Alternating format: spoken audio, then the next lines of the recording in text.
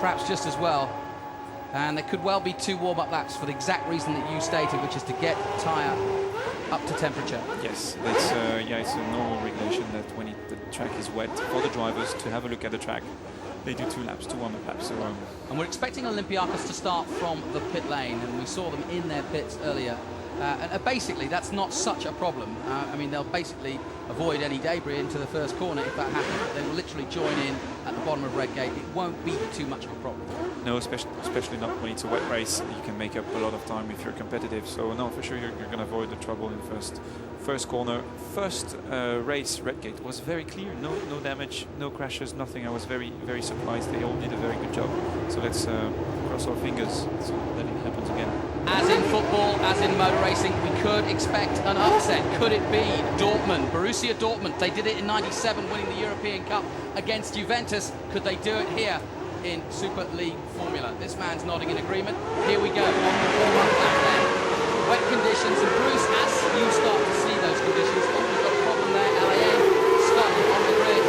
It's Anderlecht. It's Anderlecht, excuse me. And well, he said that it was great golfing, having had a lot of time in the car. A mistake by him on mechanical difficulty has left him stranded on the grid. They're going quickly to try and get it restarted. There you see the Olympiacos car just about to join at the back of the circuit. We've also got another car.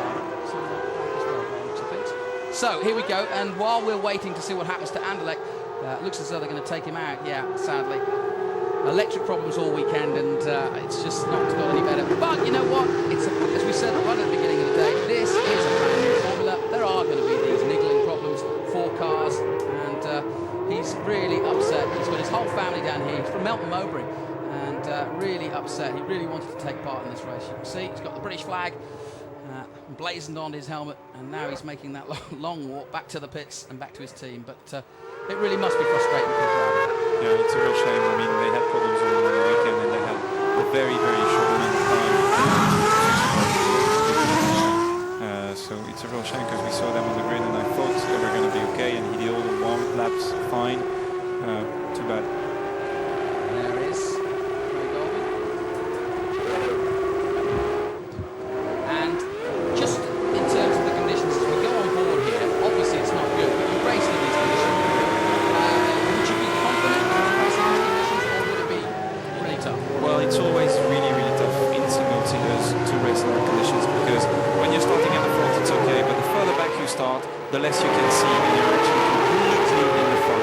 So no, it's never really funny, but it's an opportunity of doing a good race if you stay on the track and if you manage to find the good lines and the grip around the track. Will the overtaking positions be the same as in race 1 in the dry, or will there be other opportunities? They will be the same plus other opportunities, because there is the room for a mistake is even bigger.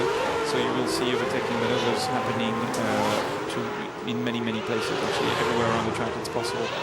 We have time to remind you of the format again. This, a brand new formula, therefore brand new rules, and a very innovative way of approaching motor racing. Bottom line is, you win the first race, you go to the back in race 2, but you still will have a chance to score points. Points are scored throughout the full 17-car grid, and therefore the man at the back from Beijing has every chance of being at the top of the league at the end of the day, and that's really what this is all about. So it's a case of the guys at the back, AS Roma, Eindhoven and so on, trying to come through, not necessarily win the race, no one would expect that, but the idea is to get as many points and at the end of the day be on top of the league. Yeah, exactly. It's obviously going to be super difficult to catch back 17 cars in front of you, but you have to go up the field to score as many points as possible, and you're fighting against the guys you were on the podium with, because they start at the back with you and try to be in front of them, basically. Bruce, you've raced pretty much most of these guys in the pack. Who do you think is the Rennmeister? Good question. I have no idea. Good. It depends on the car as well. I mean, Borja is going to be there. He's starting on 5th position. He's going to be strong. I've never raced against Nelson Philippe. We tested together, but never raced together, so I don't know how it's going to go with the wet bike. I mean, we'll see. Beijing had great traction in race 1. It could be very strong in the wet as well. It's going to be hard to see. Visibility will be a big problem, I'm sure. We'll get some onboard shots throughout the race, but visibility tough for the drivers for sure. And also making a decision, split-second decision. All you can see is a red flashing light sometimes, and you really can't see much further than that. No. So to try and overtake is brave.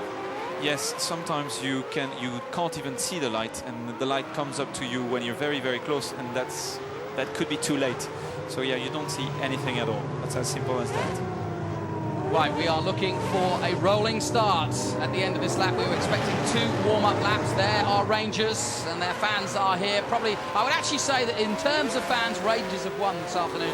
They have come out in full throng to support their team.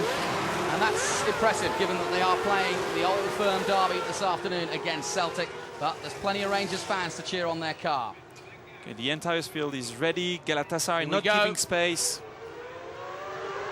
So the field being led away by Flamenco, and we are starting this race. Dortmund come alongside them immediately. A great start from Dortmund as they're coming around the outside into Redgate for the first time. Galatasaray in 3rd place.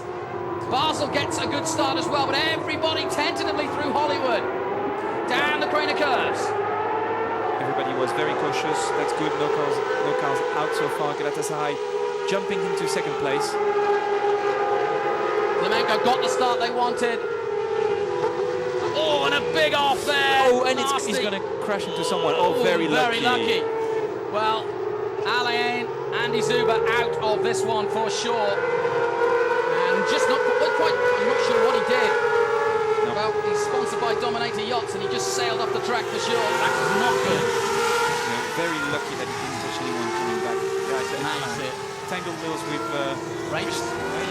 With FC Porto. As you know, we're just drifting Dominic out of FC Porto. And it looks as though Porto's got away with that without any damage, but surely Zuber out of this one. And it could also bring out a safety car. Yes, all the things we saw flying is just a board from the side of the track, so apparently both cars are undamaged.